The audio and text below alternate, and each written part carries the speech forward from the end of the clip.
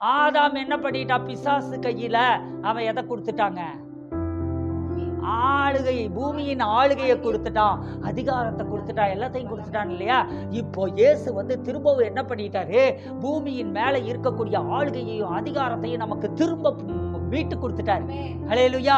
அவர் திரும்ப மீட்டு கொடுத்துட்டதுனால இப்போ நாம் ஜீவனையும் அடைந்து விட்டோம். அதே நேரத்துல இந்த பூமியில சகலத்தையும் நாம் ஆளுகை செய்கிறோம். என்ன பண்றோம்? சகலத்தையும் ஆளுகை செய்கிறோம். ஹல்லேலூயா. பக்கத்துல பார்த்து சொல்லுங்க, இந்த பூமி மேல சகலத்தையும் ஆளுகை செய்கிறீங்க. வியாதியை நான் ஆளுகை செய்கிறேன், பிரச்சனையை நான் ஆளுகை செய்கிறேன், போராட்டத்தை நான் ஆளுகை செய்கிறேன், கடனை நான் ஆளுகை செய்கிறேன், அறிவில்லாமையை நான் ஆளுகை செய்கிறேன், முரட்டாட்டங்களை நான் ஆளுகை செய்கிறேன், பிடிவாதத்தை நான் ஆளுகை செய்கிறேன், சுபாவ பிரச்சனையை ஆளுகை செய்கிறேன். இயேசுவின் நாமத்தினாலே வியாதிகளை நான் ஆளுகை செய்கிறேன், அசுத்த ஆவிகளை நான் ஆளுகை செய்கிறேன். ஹல்லேலூயா. God is in control. கர்த்தர் எல்லாவற்றுக்கும் மேலாக அவர் ஆளுகை எடுக்கிறார். I am in control. நான் எல்லாவற்றையும் ஆளுகிறவன். ஹல்லேலூயா. பக்கத்துல பார்த்து சொல்லுங்க, நான் ஜீவனை அடைந்து இருக்கிறேன், நான் ஆளுகிறவனாய் இருக்கிறேன். ஹல்லேலூயா. பாருங்க, ஆளுவார்கள் என்பது அதிக நிச்சயமாவே. ஹல்லேலூயா. ஆண்டவர் சில இடத்துல சொல்லுவாரு, மெய்யாகவே மெய்யாகவே, ட்ரூலி ட்ரூலி. ஒரு தடவை மெய்யாகவே சொன்னா நீங்க என்ன பண்ண மாட்டீங்க? நான் சொல்றேன் அப்படின்னா நீங்க என்ன பண்ண மாட்டீங்க? நீங்க கேட்க மாட்டீங்க. அதனால மெய்யாகவே நான் சொல்றேன்னு சொல்லி பார்த்தாரு, அதுக்கும் நீங்க கேட்க மாட்டேங்கிறீங்கிறதுனால அவர் என்ன பண்ணிட்டாரு? மெய்யாகவே மெய்யாகவே சொல்லுகிறேன். Hallelujah. Truly truly I said it. Hallelujah. அப்போ ஆண்டவர் என்ன செய்யறாரு இங்க? அவர் அதிக நிச்சயமாமே. என்ன அதிக நிச்சயம்? நான் ஜீவனை அடைந்திருக்கிறேன் என்பது அதிக நிச்சயம், நான் ஆளுகிறேன் என்பது அதிக நிச்சயம். ஹல்லேலூயா. சொல்லுங்க, என்ன வியாதி ஆள முடியாது, என்ன பலகீனம் ஆட முடியாது, என்ன பிரச்சனை ஆள முடியாது, என்ன சண்டை ஆள முடியாது. ஹல்லேலூயா. எதுவுமே நம்முடைய வாழ்க்கையில ஆளுகை எடுக்க முடியாது. நான் தான் அவற்றை ஆளுகிறேன். ஹல்லேலூயா. மரணத்தின் சாயல் கூட, மரணத்தின் நிழல் கூட என் மீது பட முடியாது. ஹல்லேலூயா. ஆசீர்வாத மரணம் எனக்கு வர முடியாது, நஷ்டம் எனக்கு வர முடியாது, வீண் விரயம் எனக்கு வர முடியாது. சொல்லவே இல்லை. ஹல்லேலூயா. சொல்லுங்க, நஷ்டம் எனக்கு வர முடியாது, வீண் விரயம் எனக்கு வர முடியாது, பிரச்சனை போராட்டம் வர முடியாது, சமாதான குலைச்சல் வர முடியாது. ஏன்னா நான் ஆளுகிறவனாய் இருக்கிறேன். ஹல்லேலூயா. ஆளுகிறவன் இடத்துல எதுவுமே வர முடியாதுங்க. ஹல்லேலூயா. இந்த சத்தியம் உங்களுக்கு தெரிஞ்சிருக்குதுன்னு தெரிஞ்சா பிசாசு என்ன பண்ணிடுறாங்க? நம்ம வாழ்க்கையை விட்டு அவன் தூரமா ஓடி போயிடுறான். எங்க ஓடி போயிடுறான்? தூரமா ஓடி போயிடுறான். பிசாசு உங்க வாழ்க்கையில அவன் வரவே முடியாது. ஏன்னா நான் ஆளுகிறவன், அவனை ஆளுகிறவன்கிற சத்தியம் எனக்கு தெரிஞ்சிருச்சுங்கிறீல அவன் என்னை நெருங்கவே முடியாது. ஹல்லேலூயா. Heaven on earth. இந்த பூமியிலேயே நீங்கள் பரலோகத்தை அனுபவிக்க கூடியவர்கள். ஹல்லேலூயா. நீங்க என்ன செய்ய முடியுங்க? நீங்க இந்த பூமியிலேயே பரலோகத்தை நீங்க அனுபவிக்க முடியும். ஹல்லேலூயா. சத்தமா ஒரு ஹல்லேலூயா, உற்சாகமா ஒரு ஹல்லேலூயா. இப்படி இருக்க ஒருவன் கிறிஸ்துவுக்குள் இருந்தால் புது சிருஷ்டியாய் இருக்கிறான், பழையவைகள் எல்லாம் ஒழிந்து போயின, எல்லாம் புதிதாயின. பக்கத்துல பார்த்து சொல்லுங்க, நான் கிறிஸ்துவுக்குள்ளதான் இருக்கிறேன், என் வாழ்க்கைய ஆண்டவர் புது சிருஷ்டியா மாத்திட்டாரு. ஹல்லேலூயா. ஆதாம் இழந்து போனவைகளை ஆண்டவர் என்ன பண்ணிட்டாருங்க? திரும்ப நமக்கு கொடுத்து அவர் என்ன பண்ணிட்டார்? நம்ம வாழ்க்கையவே அவர் புது சிருஷ்டியா மாத்திட்டாரு. இப்படி புது சிருஷ்டியா மாத்திட்டதுனால பழசெல்லாம் ஒழிஞ்சு போயிருச்சு. ஹல்லேலூயா. பக்கத்துல பார்த்து சொல்லுங்க, பழைய சாபம் ஒழிஞ்சு போச்சு, பழைய சாபம் ஒழிஞ்சு போச்சு. டும் டும் டும். ஹல்லேலூயா. புதிய சாபம் வர முடியாது. டும் டும் டும். அல்லேலூயா. பழைய சாபம் நம்ம வாழ்க்கையில இல்ல, பழைய பாவம் நம்ம வாழ்க்கையில இல்ல, பழைய பிரச்சனைய வாழ்க்கையில இல்ல, பழைய வியாதிய வாழ்க்கையில இல்ல. ஏன்னா நான் புதிதாய் படைக்கப்பட்டு இருக்கிறேன், புதிதாய் உருவாக்கப்பட்டு இருக்கிறேன். அல்லேலூயா. எல்லாமே என் வாழ்க்கையில புதிதாயிருச்சு. அல்லேலூயா. இது எப்படி எல்லாமே உங்க வாழ்க்கையில புதிதாகிறது அப்படின்னு பாத்தீங்கன்னா, இங்க நாம பார்க்கிறோம், பூமியிலேயே நாம் பரலோகத்தை அனுபவிப்பதற்காக கர்த்தர் நம்மை உண்டாக்கி இருக்கிறார். அல்லேலூயா. இந்த பூமியில நீங்க பரலோகத்தை அனுபவிக்க முடியும். பரலோகம் தான் என் பேச்சு, பரிசுத்தம் தான் என் மூச்சுன்னு சொல்லிட்டு இங்க கஷ்டப்பட்டுட்டு நீங்க பரலோகத்துக்கு போக வேண்டிய அவசியம் இல்லை. லாசரு கதையை சொல்லிக்கிட்டு நாம இங்க வாழ்ந்துட்டு இருக்க வேண்டிய அவசியம் இல்லை. ஆண்டவர் என்ன பண்ணி இருக்கிறாருங்க, முற்றும் முழுசுமாக அவர் புதிதாக்கி இருக்கிறார். அதனால நான் புதிய ஆசீர்வாதங்களை அனுபவிக்கிறேன். வேதாகமத்தில் சொல்லப்பட்ட அத்தனை வாக்குத்தத்தங்களையும் நான் சுதந்தரிக்கிறவனாக இருக்கிறேன். ஏசாயா 65:17 எடுங்க பார்க்கலாம். இதோ நான் புதிய வானத்தையும் புதிய பூமியையும் சிருஷ்டிக்கிறேன், முந்தினவைகள் இனி நினைக்கப்படுவதும் இல்லை, மனதிலே தோன்றுவதும் இல்லை. ஹல்லேலூயா. ஆண்டவர் என்ன பண்றாருங்க, இதோ நான் புதிய வானத்தையும் புதிய பூமியையும் சிருஷ்டிக்கிறேன். ஹல்லேலூயா. ஆண்டவர் என்ன பண்ணி இருக்கிறாருங்க, இயேசு சிலுவையில மரித்ததின் மூலமா, அவர் ரத்தம் சிந்தினதின் மூலமா பூமியின் மேல மனுஷனுக்கு இருந்த அதிகாரத்தையும் வல்லமையையும் மட்டும் மீட்டு கொடுக்கல. அவர் என்ன பண்ணிட்டாரு, உனக்கான புதிய வானத்தை அவர் உண்டாக்கி இருக்கிறார், உனக்கான ஒரு புதிய பூமியை சிருஷ்டித்து இருக்கிறார். ஹல்லேலூயா. முந்தினவைகள் இனி நினைக்கப்படுவது இல்லை. ஹல்லேலூயா. உங்க வாழ்க்கையில பழசையே நீங்க நினைச்சிட்டு இருக்காதீங்க. போன வாரத்திலேயே நாம பார்த்தோம், என்னதுங்க, முன்னோக்கி போ. நீ என்ன செய்யணும், முன்னோக்கி போய்கிட்டே இருக்கணும். பழச நீ நினைக்க கூடாது. ஹல்லேலூயா. முந்தினவைகளை நீங்கள் நினைக்க வேண்டாம், பூர்வமானவைகளை நீங்கள் சிந்திக்க வேண்டாம். இதோ நான் புதிய காரியத்தை செய்கிறேன். ஹல்லேலூயா. முந்தினைகள் நினைக்கப்படுவதும் இல்லை, மனதிலே தோன்றுவதும் இல்லை. ஹல்லேலூயா. அப்ப ஆண்டவர் என்ன பண்றாருங்க, நமக்காக புதிய வானத்தையும் புதிய பூமியையும் சிருஷ்டிக்கிறேன். முந்தினவைகள் நினைக்கப்படாது, பூர்வமானவைகள் நினைக்கப்படாது, அது மனசுல கூட தோணாது. ஏன்னா இப்போ நீங்க இந்த பூமியில பாக்குறீங்க பாத்தீங்களா, நீங்க பார்க்கக்கூடிய இந்த பூமியும் வானமும் யாருக்குரியது அப்படின்னா, இந்த இப்ப நீங்க உங்க கண்களால் பார்க்கக்கூடிய இந்த வானமும் இந்த பூமியும் உலகத்துக்கு உரியது. யாருக்குரியதுங்க, உலகத்துக்கு உரியது, உலகத்தாருக்கு உரியது, இயேசுவை அறியாதவர்களுக்கு உரியது. ஆனா ரட்சிக்கப்பட்ட உனக்கு ஆண்டவர் புதிய வானத்தை, ரட்சிக்கப்பட்ட அன்றைக்கு உங்களுக்கான வானம் திறக்கப்பட்டு விட்டது, உங்களுக்கான வானமண்டலம் திறக்கப்பட்டு விட்டது. அப்போ ஆண்டவர் உங்களுக்கு ஒரு புதிய வானத்தை உண்டாக்கி இருக்கிறார், ஒரு புதிய பூமியை உண்டாக்கி இருக்கிறார். ஹல்லேலூயா. என்னங்க பாஸ்டர் அப்படி சொல்றீங்க, நான் அதே ஈரோட்லயே தான் இருக்கிறேன், அதே வீதியிலேயே தான் இருக்கிறேன், அதே வீட்டில் தான் குடியிருக்கிறேன், அதே இடத்துல தான் வேலை செய்யறேன், நான் ரட்சிக்கப்பட்டது எதுவுமே எனக்கு முன்னாடி இருக்கிறது மாறலையே அப்படிங்கிறீங்களா? நீங்க கண்களால் பார்க்கிற எதுவுமே மாறல. அதுதான் உலகத்திற்குரிய பூமி, அதுதான் உலகத்திற்குரிய வானம். ஆனா உங்களுடைய ஆவி மண்டலத்தை ஆண்டவர் புதிதாக மாற்றிவிட்டார். ஹல்லேலூயா. ஆண்டவர் எப்படி மாத்திட்டாருங்க, உங்களுக்குரிய ஆவி மண்டலத்தை புதிதாக்கி விட்டார். எவன் ஒருவன் ரட்சிக்கப்பட்டானோ, யாரெல்லாம் ரட்சிக்கப்படுறாங்களோ, அப்போ அவன் மட்டும் புது சிருஷ்டியா மாறல, அவனுக்கு மேல இதுக்கு முன்னாடி ஒரு வானமண்டலம், அசுத்த ஆவிகள் நிறைந்த வானமண்டலமாய் இருந்தது, பொல்லாத ஆவிகளின் சேனைகள் நிறைந்த ஒரு வானமண்டலமாய் இருந்தது, துன்பங்களும் பாடுகளும் சாபங்களும் நிறைந்த ஒரு பூமியாய், ஒரு வாழ்க்கையாய் இருந்தது.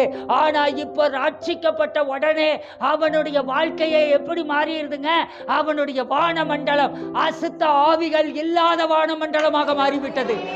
ஹல்லேலூயா. ரட்சிக்கப்பட்ட உன் வாழ்க்கையில உனக்கு இருக்கக்கூடிய வானமண்டலத்துல பொல்லாத சேனைகள் இல்லை. ஹல்லேலூயா. எப்ப பார்த்தாலும் ஆவிய கட்டுற, ஆவிய கட்டுற, ஆவிய கட்டுற. பாவிக்கு ஆவிய கட்டு. என்ன பண்ணு, பாவிக்கு ஆவிய கட்டு. உனக்கு நீ பரலோகத்தில் இருக்கக்கூடிய திறந்த வானத்திலிருந்து ஆசீர்வாதங்களை ரிலீஸ் பண்ணு. ஹல்லேலூயா. ஏன்னா ஆண்டவர் உனக்காக, நீ ரட்சிக்கப்பட்ட அன்றே உனக்காக ஒரு புதிய வானத்தை, ஒரு புதிய வானமண்டலத்தை, ஒரு திறக்கப்பட்ட வானமண்டலத்தை, உனக்கும் ஆண்டவருக்கு இடையில ஒரு கனெக்ஷன் இருக்கக்கூடிய ஒரு வானமண்டலத்தை உண்டாக்கி விட்டார். பாருங்க, ஒரு சத்தியம் நீங்க கத்துக்கணும். என்னன்னா, இயேசு எதுக்குங்க இந்த பூமிக்கு வந்தாரு? இயேசு வந்ததே ஆதாம் பாவம் செய்ததினாலே பிதாவை விட்டு இந்த ஆதாம் பிரிக்கப்பட்டு விட்டான் இல்லையா? அவனால பிதாவோடு கூட என்ன பண்ண முடியல? தொடர்பு கொள்ள முடியல.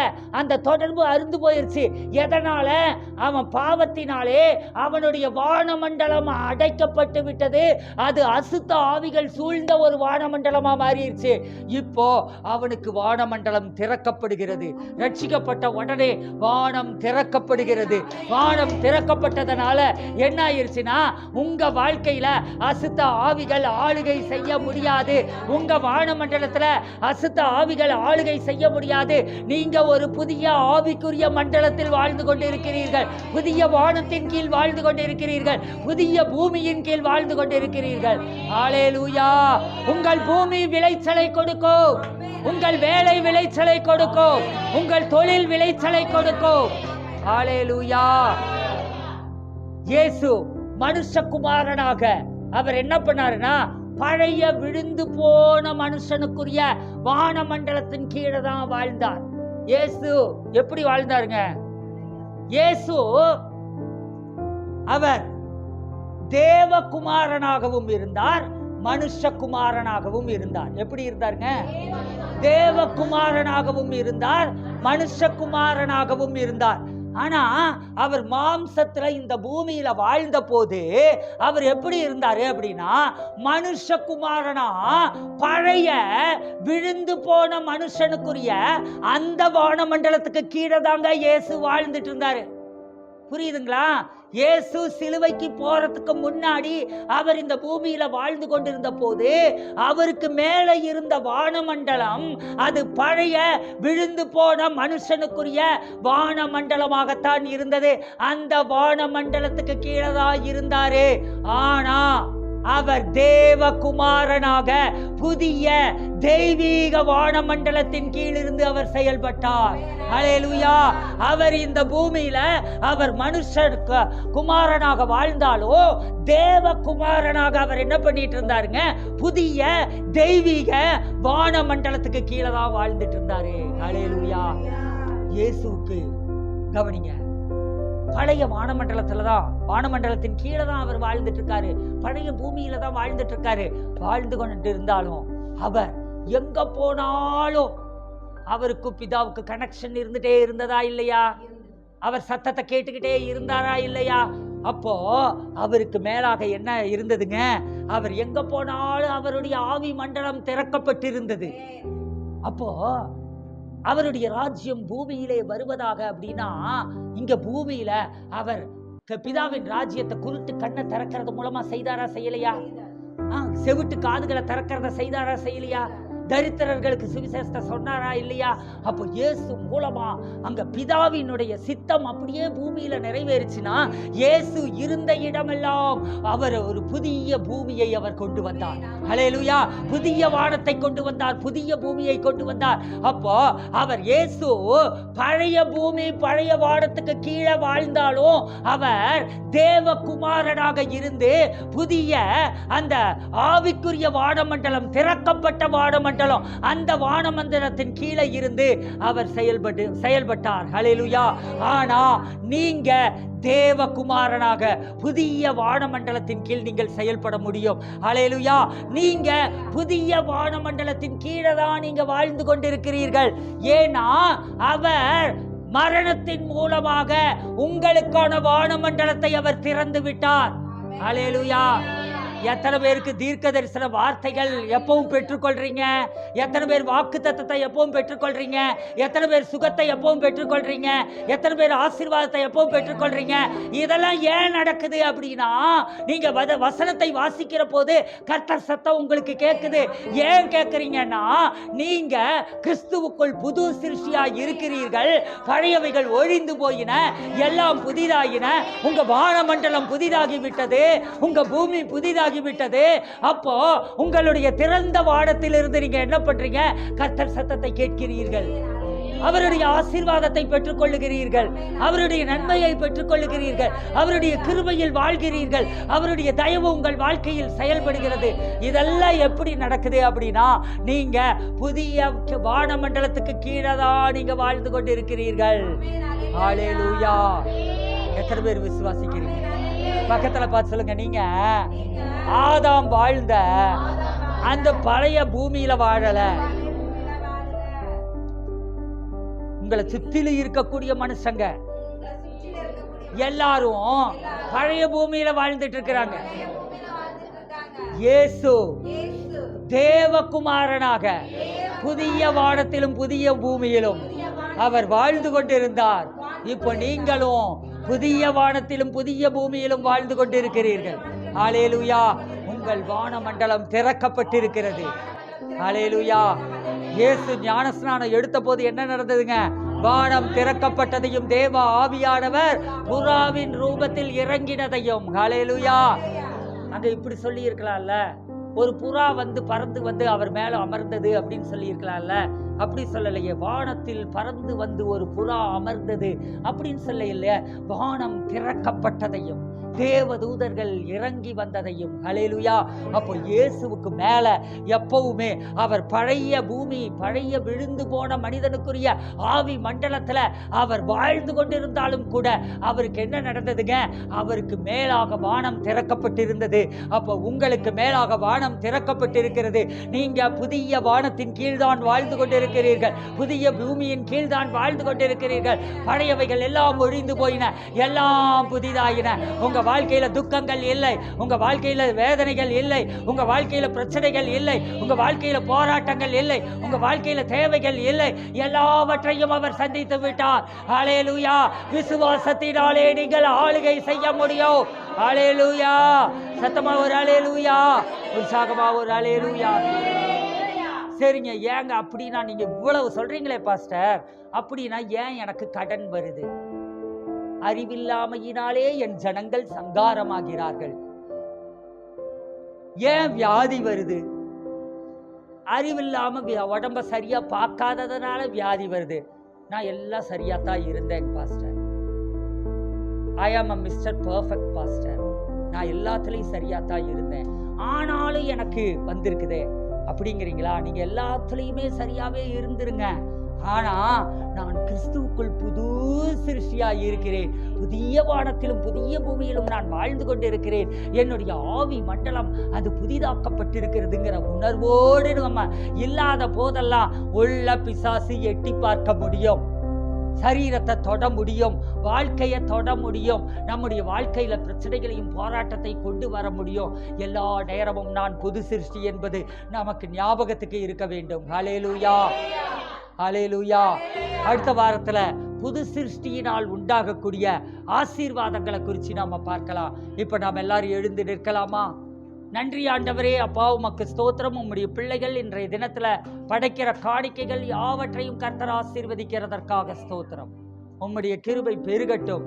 ஆன்லைன்ல பார்த்து கொண்டு இருக்கிறவர்கள், இந்த நாளில் ஆண்டவரே விதைக்கிறவர்கள், ஆண்டவரே இந்த ஊழியத்தில் விதைக்கிறவர்கள் புதிய வானத்தின் ஆசீர்வாதங்களை, புதிய பூமியின் ஆசீர்வாதங்களை அனுபவிக்கட்டும் என்று சொல்லி நான் ஆசீர்வதிக்கிறேன். கர்த்தர் பொறுப்பெடுத்துக் கொள்ளும். இயேசுவின் நாமத்தினாலே நாங்கள் புதிய வானத்திற்குரிய புதிய பூமிக்குரிய ஆசீர்வாதங்களை, ஆண்டவரே ஹெவன் ஆன் எர்த், இந்த பூமியிலேயே பரலோகத்தின் ஆசீர்வாதங்களை நாங்கள் சுதந்தரிக்கிறோம். இயேசுவின் நாமத்தில் பிதாவே, ஆமென். God bless you.